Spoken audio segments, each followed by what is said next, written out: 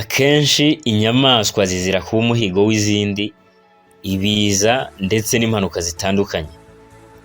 Aha ariko umuntu ashobora kwibaza ati ibi bitabayeho ubundi ni iyihe myaka twakwita iy'ifatizo inyamaswa zigira zikaba zishaje zigahitanwa n'izabukuru? Muri iki kiganiro nimureke tuvuge ku myaka inyamaswa zimara.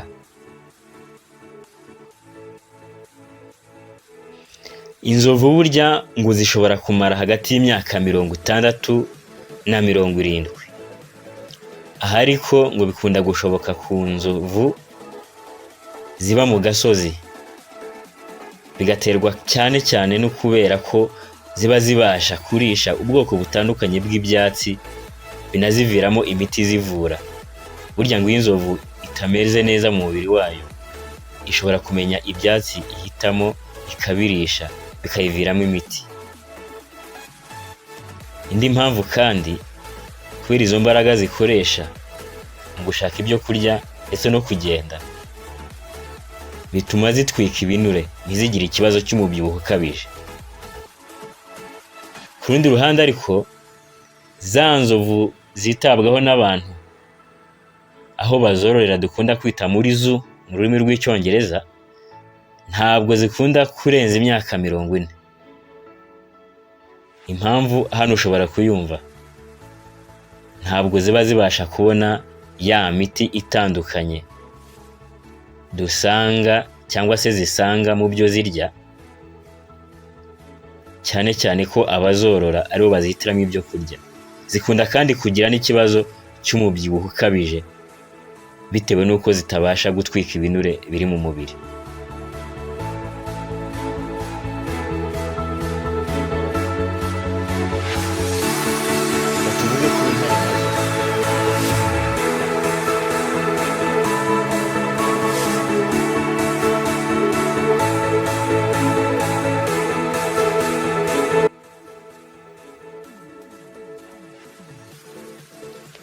Reka tuvuge ku ntare nazo. Igitangaje cyane ni uko burya intare itamara igihe kinini muri ubu buzima. Biragoye cyane kubona intare yarengeje imyaka 18. Imyaka fatizo yazo yo kubaho iri hagati ya 14 na 18. Ibi bivugwa cyane ku ntare z'inyagasozi. Ariko iyo bigeze kuri za zindi zitabwaho n'abantu hamwe bazorera twavuze haruguru, zikunda kugeza hagati y'imyaka 25 na 30.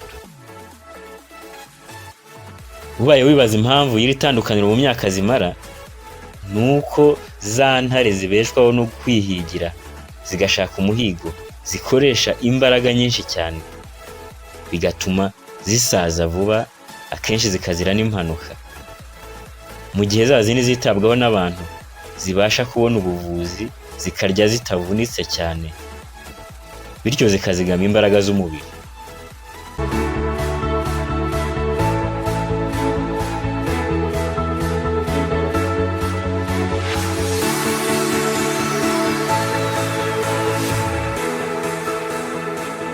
Tuvuze ku gasumbashyamba, ariyo nyamaswa y'inyamabere ndende kurusha izindi mu ziba ku butaka, iyo burya ngo ishobora kubaho imyaka igera kuri 25. Iyo yitabwaho n'abantu aho yubakiwe hazwi nko muri zoo mu rurimi rw'icyongereza, ubwo ngo ishobora kubaho imyaka igera kuri 30 cyangwa se inarenga.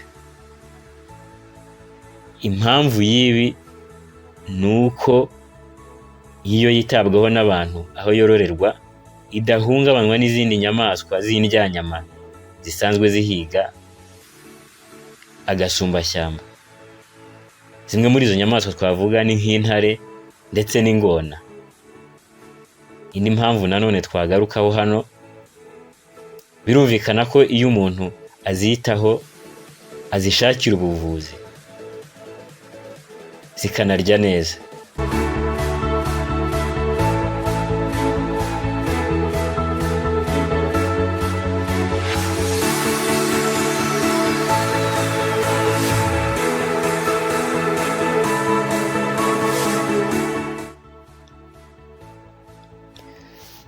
ingwe yo burya ngo ishobora kubaho imyaka igera kuri 15 cyangwa se irengaho gato. Ntabwo bisanzwe cyane kubona ingwe yamaze imyaka 30 cyangwa se 20 n'indi misago. Keretse za zindi zitabwaho n'abantu ngo nizo zishobora kugeza muri iyi myaka irenga 20. Impamvu ni nka yindi twavuze haruguru, ziba zitabwaho n'abazoroye, zikagaburirwa neza, zikavurwa igihe zarwaye, ndetse ntizihungabanywe n'izindi nyamaswa z'inkazi nk'intare, ingona ndetse n'imbogo.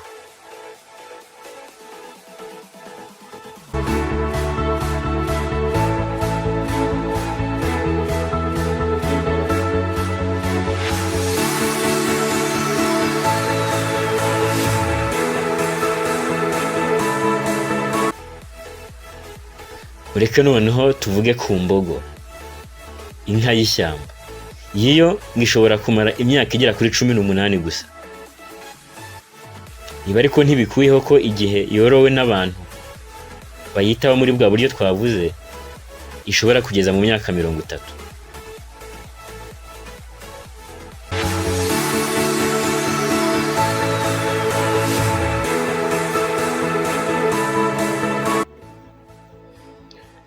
Ingagi zo mu misozi burya zo ngo ntizikunze kurenza imyaka 40. Muri rusange ingagi yagize imyaka 40 ibishaje bihagije, ku buryo nta cyizere cyo gukomeza kubaho ibikifitiye. Gusa iyo zitaweho n'abantu mu byo twakwita nko kuzorora, zishobora kurenza n'imyaka 50.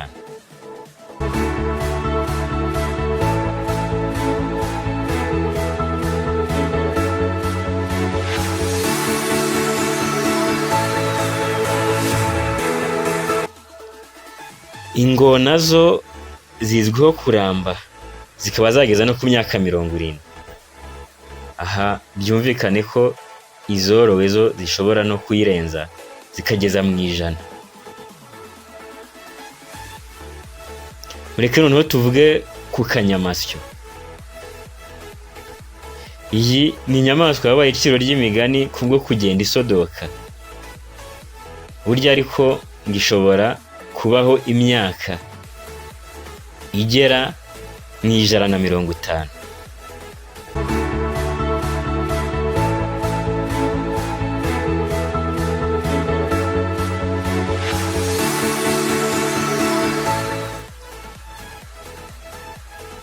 Imvubu ariyo nyamabere nini idashobora kuba ahategereye amazi, iyo ngo ishobora kubaho imyaka iri hagati ya 40 ndetse na 50.